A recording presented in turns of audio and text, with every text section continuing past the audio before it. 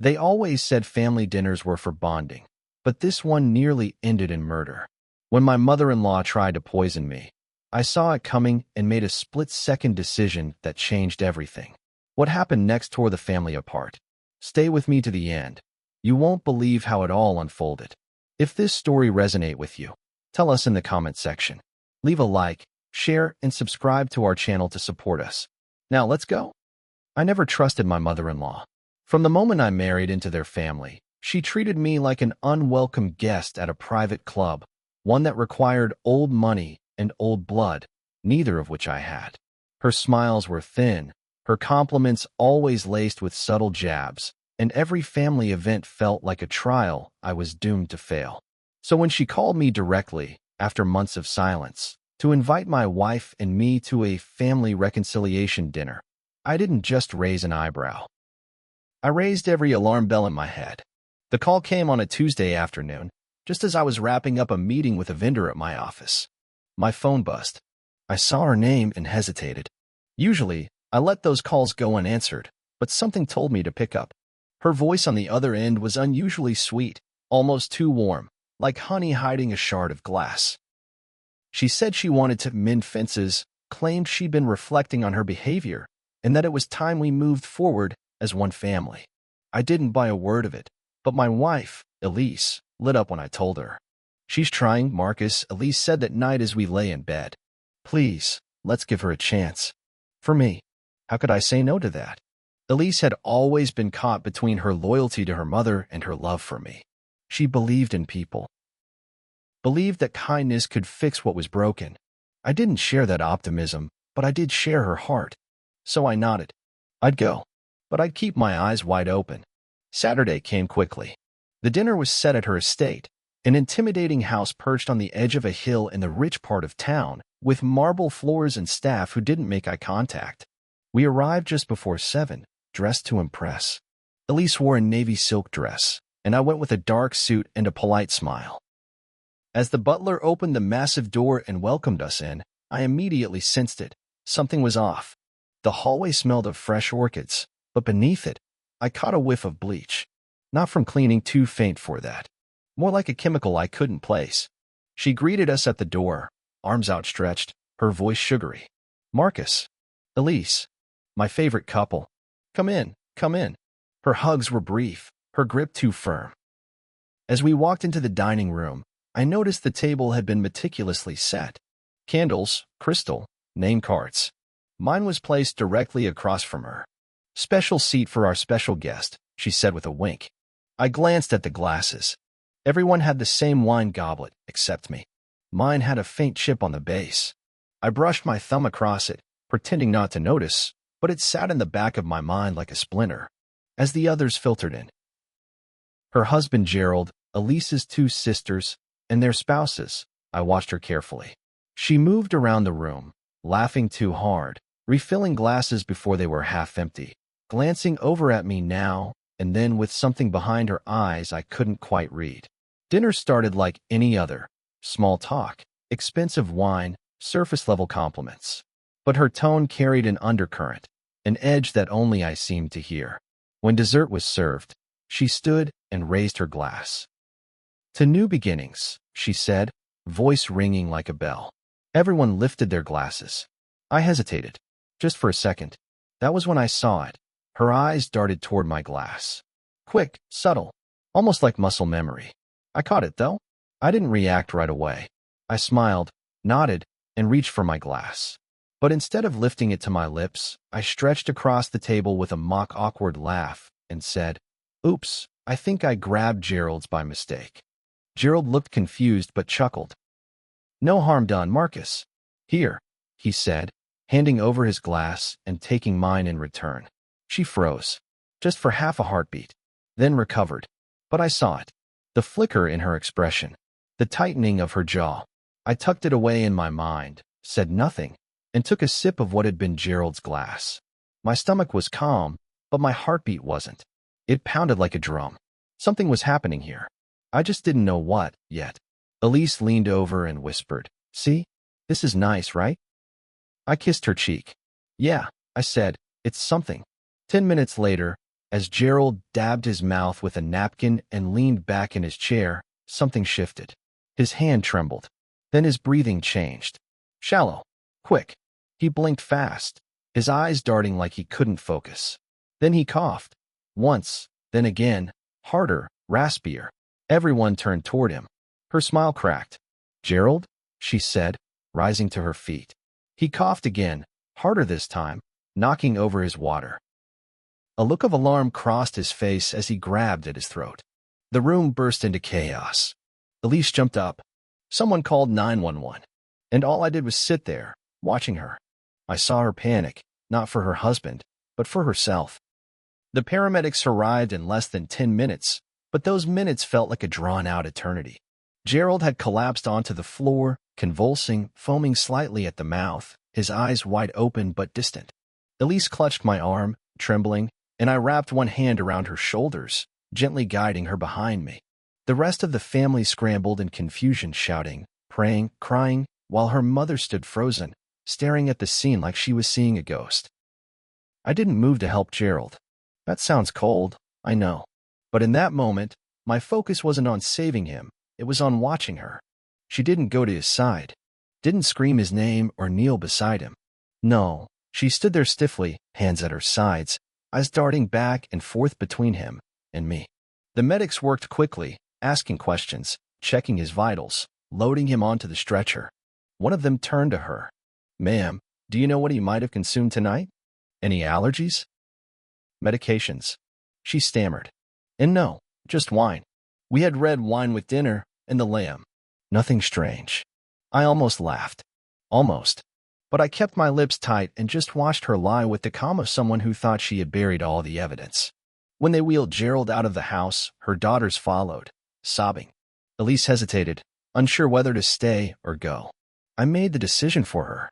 We'll follow the ambulance, I said quietly. He might need you. She nodded. As she moved toward the door, I leaned in close to her mother. My voice was low enough for only her to hear. Wrong glass. She flinched like I had slapped her. Her mouth opened, but nothing came out. Then I walked out of that room without another word.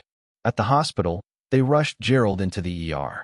We waited in that sterile, too bright lobby, the walls humming with the kind of silence that only comes after chaos. Elise sat beside me, wringing her hands. Her sisters murmured prayers. Their husbands made calls. But her mother sat across from me, stone-faced, arms crossed tightly over her chest like a cage holding something in. An hour later, a doctor emerged with a grave look. He's stable, but barely, he said. We found traces of a neurotoxin, likely something synthetic. We've administered counteragents, but it will take time. Right now, he's unconscious. The word neurotoxin landed like a hammer on everyone but her. She didn't gasp or cry. She just blinked. What does that mean? Elise asked, voice cracking. It means, the doctor replied, someone may have tried to poison him. I turned my head toward her mother. Her face was pale, but composed. Too composed. That's when I took out my phone and opened the hidden app connected to my smartwatch. Before we left for dinner, I had set it to record audio and short video snippets every few minutes. Not because I expected to catch a crime, but because years of subtle threats and power games had taught me to protect myself in her home. I tapped the latest clip. It showed her walking behind me, then reaching over the table, her hand brushing my glass while everyone else was distracted. I slipped the phone into my jacket pocket and stood. I need to speak with the police, I said. What? Elise looked at me in shock. I didn't answer right away. I looked at her mother again, directly, deliberately, and said, there's something I need to show them. She shot up from her seat. Marcus, stop. You're confused. We're all shaken up. There's no need to escalate things. No, I said, because I think Gerald would disagree. Her voice trembled for the first time. Don't do this. This is your family too. That's when I smiled. Just a little. Just enough. No, I said quietly. You made sure I never was. And then I walked to the front desk and asked them to call security. By the time 2 officers arrived, I had the video clips queued and ready. I told them everything, calmly, factually, without embellishment. I showed them the toast, the glance, the glass switch, the collapse. The whole thing took less than 5 minutes. When they finished watching, one officer looked up at me. "And you believe she intended the drink for you?" "I'm sure of it," I said. They took her aside, asked her questions. Her answers grew shakier by the second. Elise stood behind me, shocked into silence. She kept looking between me and her mother like her brain couldn't quite process what was happening. "She wouldn't," she whispered. "She couldn't." I didn't say anything. I just handed the officer one last clip, just audio this time, from earlier that week. Her voice, speaking to someone over the phone. "I'll never let that man ruin this family. Not while I'm still breathing." Later that night, the officers informed us she was being detained for questioning. Elise broke down in the car. Not in anger, not in denial, just sorrow. I held her as she cried. "I didn't say, I told you so. I didn't need to." She looked up at me through tears. "How did you know?" "I didn't," I said. But I've learned to never underestimate someone who smiles while setting a trap. The next morning felt surreal. The house was quiet, but not peaceful.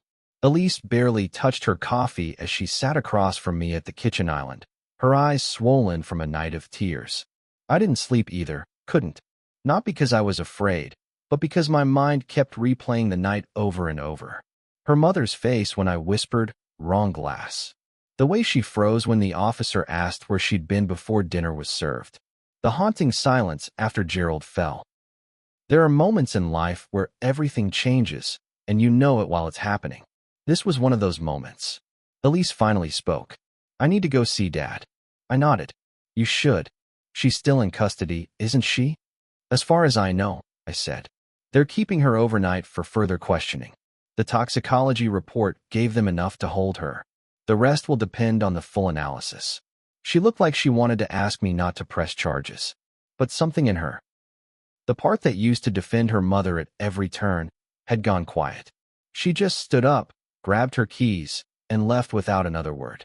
I stayed behind, not because I didn't care, but because I had my own call to make. An hour later, I sat in my office downtown, staring at my computer screen as I pulled up my private files. I'd kept records, years' worth of correspondence, financial statements, conversations Elise's mother didn't know I had access to.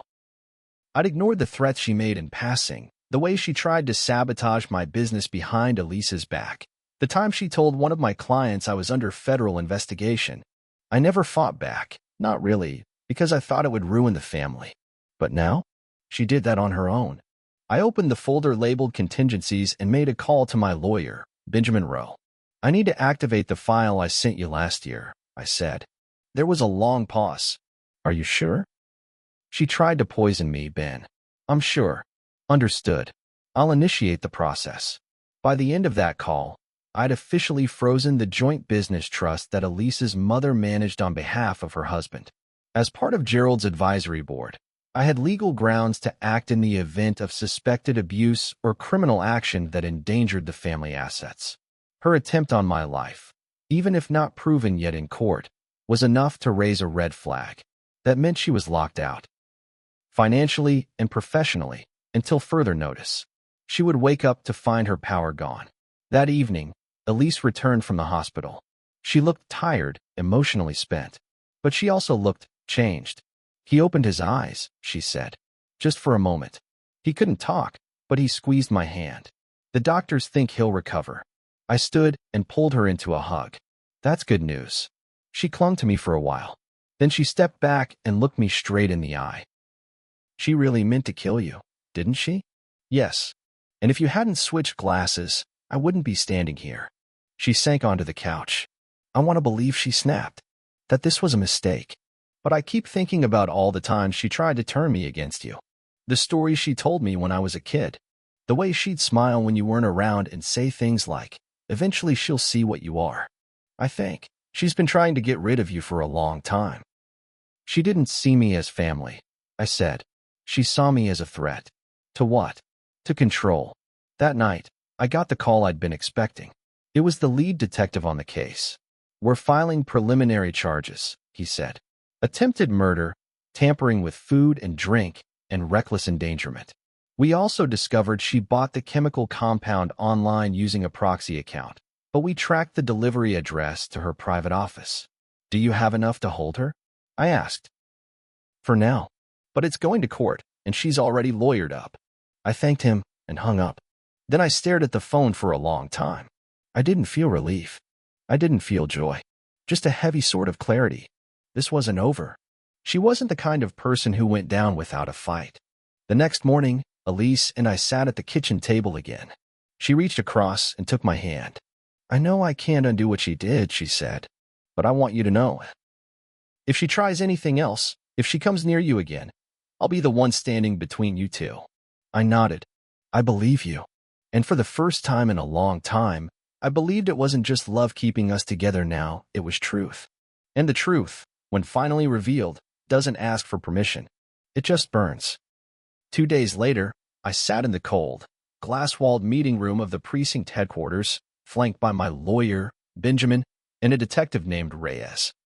The bottle with residue found in her office, the purchase order traced to her email, and the damning video from my smartwatch showing her tampering with the glass just before the toast.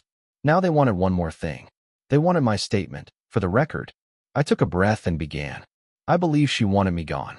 Maybe not dead, but disgraced. Broken. Out of her daughter's life. And why would she go that far? The ADA asked. Because I didn't play by her rules, I said.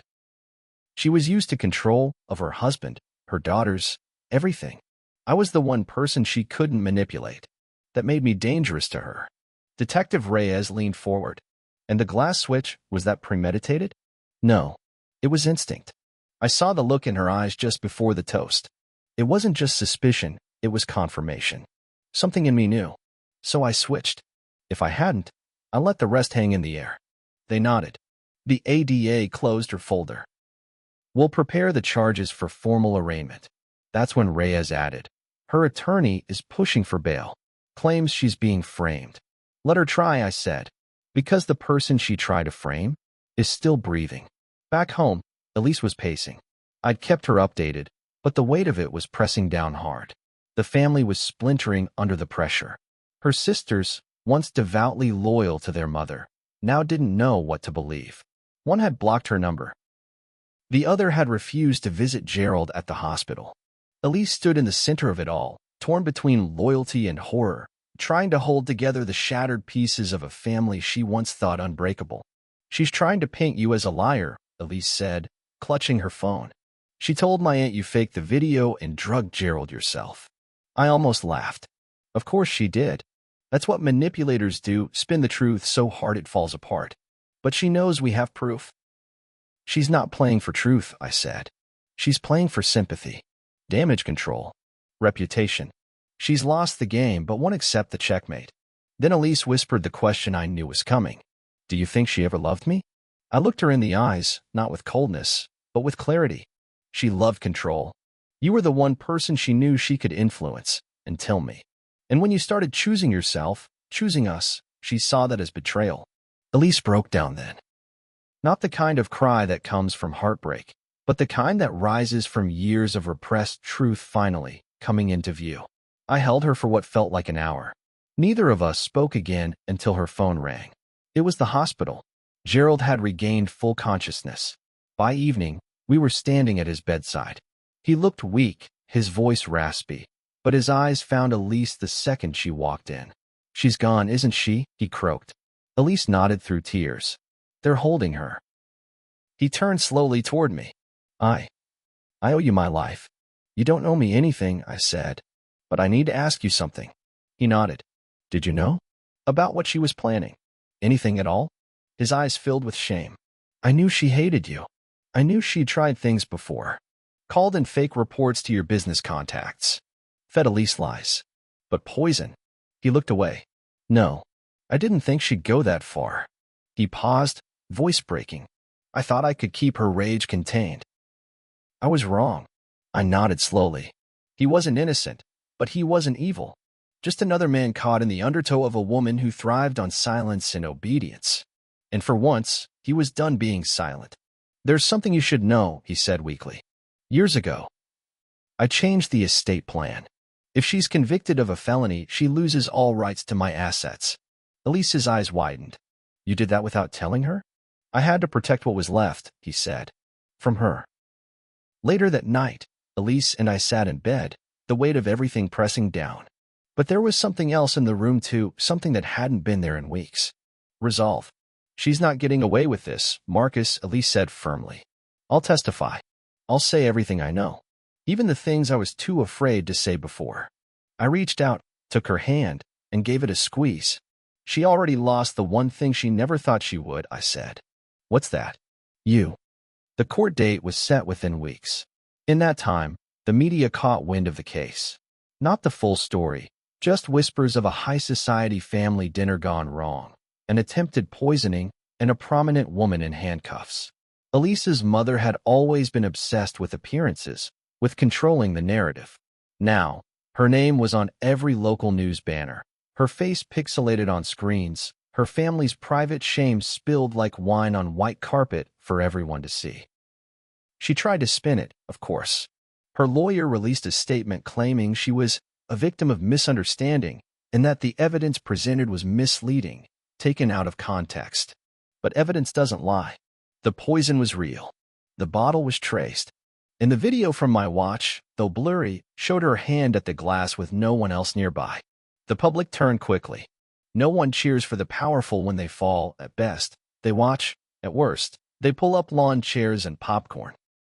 But the real shift came not from the press, but from her own family. It started with Elise's older sister, Rachel.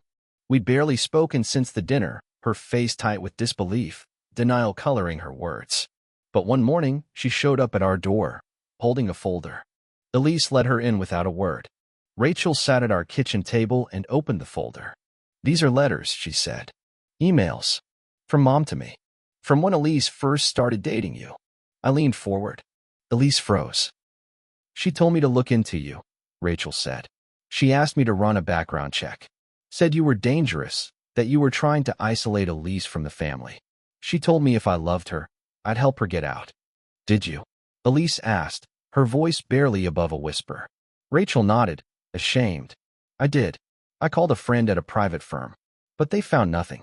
Still, I kept pushing you away because she made me believe I was protecting you. She looked at me. She's been manipulating us for years, Marcus. I didn't want to see it. But when Dad almost died, and you were the one who saved him, I realized who the real danger was. Rachel left the folder on the table and walked out. No more words. Just truth, finally laid bare. The real storm came a week before the trial. That's when Gerald called me to the house. His house now, with all of her access revoked. We sat in the study, surrounded by antique books and portraits that seemed to watch us from the walls. He poured 2 glasses of scotch, his hand still slightly shaky from the damage done by the poison. I've made my decision, he said. I didn't know there was one to make. There is, he said. I'm divorcing her. Quietly, after the trial. I've already signed the papers. My lawyer's holding them. It's done. I blinked. Are you sure? She tried to kill my daughter's husband, he said plainly. She nearly killed me by mistake. There's no going back from that. He slid an envelope across the table.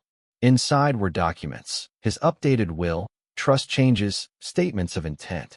She gets nothing, he said. Not the house, not the business, not a single asset. I'm leaving it all to Elise and Rachel. I sat back, stunned. You don't owe me anything, I said. I'm not doing this for you, he said. I'm doing this for them. For the daughters she used like pawns for years. I stayed quiet too long. No more. That night, Elise and I sat on the back porch, watching the sun dip below the horizon. She held the envelope, silent. She's going to lose everything, she said finally. She already did. She's our mother. I nodded. But that doesn't mean she was a mother. There was no victory in my voice. No triumph. Just exhaustion. Some battles don't end with applause. They end with silence. With a door closed and a truth accepted. And this truth? She had poisoned more than a glass. She had poisoned a family for decades, drop by drop, lie by lie. And now, the bottle was empty. The courtroom was colder than I expected, not just the temperature, but the silence that hung in the air like a fog no one wanted to breathe in. Elise sat beside me, her hand wrapped in mine, her knuckles white. Gerald was behind us in a wheelchair, flanked by 2 aides and a firm stare that hadn't left his soon-to-be ex-wife since the hearing began. Rachel was there too, quiet but present. The whole family was in attendance, minus the one person who had once insisted she was the family. She entered last, handcuffed, dressed in a plain gray suit, no makeup, no jewelry. The fall from her former grandeur was so sharp it was almost painful to look at. But I did. I wanted her to see me looking. No fear in my eyes. No weakness. Just the man she failed to erase. She didn't look back. The trial didn't drag. The prosecution presented the evidence clearly. The chemical compound in her possession, the purchase record from her office IP address, the voice recordings, the footage from my smartwatch. Gerald testified from his chair, recounting how he drank the wine meant for me. Elise took the stand next. Her voice trembled at first, but she didn't waver. "She's my mother," she said. "But she's also someone who spent years trying to ruin the best thing in my life. When she couldn't scare me into leaving Marcus, she tried something else. And that choice nearly killed my father. When it was my turn, I stood without emotion. I didn't rehearse my words. I didn't need to. She hated me because she couldn't control me, I told the jury. That's it. That's the motive. Not greed. Not vengeance. Just power. She saw me as a threat to her authority, and she took a step too far. I just happened to switch glasses. The defense tried to claim mistaken identity. They hinted at mental health, desperation, stress. But there was no panic in her actions. No desperation. Just planning. Intent. Calculated cruelty. The jury took only 4 hours to deliberate. Guilty. On all counts. Attempted murder. Reckless endangerment. Possession of a controlled toxin. Tampering with food and drink. The sentence? 15 years, with parole possible after 10. She didn't cry when they read it. She didn't beg for mercy or deny what she'd done. She just sat still, her lips pursed, like someone who still couldn't believe the world had stopped obeying her rules. As they led her away, Elise watched silently. No tears. No goodbye. Just a long breath, like someone finally exhaling after holding it in for years. In the weeks that followed, things began to shift. Gerald finalized the divorce. Elise inherited her share of the estate, though she hardly touched it, said it felt tainted. Rachel apologized, genuinely, and we started to rebuild the kind of relationship that could only form after walking through a fire together. The business, the property, the legacy her mother once held so tightly, it all slipped through her fingers like sand. And none of us ran to catch it. She sent Elise a letter from prison. We read it together at the kitchen table. It wasn't an apology. It was a warning. I know you think you've won, but the truth is never as simple as you believe. You'll see that one day. Elise folded the letter in half, walked it to the stove, and set it on fire. We watched it curl and blacken and vanish into ash. She always needed the last word, she whispered. She just got it, I replied. And now it's gone. Months passed. We didn't talk about her much after that. We focused on building again, on us. We traveled. We started planning a new home. We laughed more often. But the scars were still there. Quiet. Invisible reminders of how close we came to destruction. One night, as we stood on a quiet beach during a trip to the coast, Elise leaned her head against my shoulder. You really think she hated you that much? She asked. I thought for a moment before answering. No, I think she feared me. Because I saw her. All of her. And people like her, they don't survive being seen. She nodded slowly. Then maybe she never had power. Maybe we gave it to her. Not anymore, I said. Not ever again. The tide rolled in, washing over our feet. And we stood there, watching the past disappear into the waves. If this story moved you, challenged you, or kept you reading till the end, consider subscribing to the channel and sharing it with someone who loves dramatic twists and emotional storytelling. Your support helps bring more powerful narratives to life. Thank you for being here.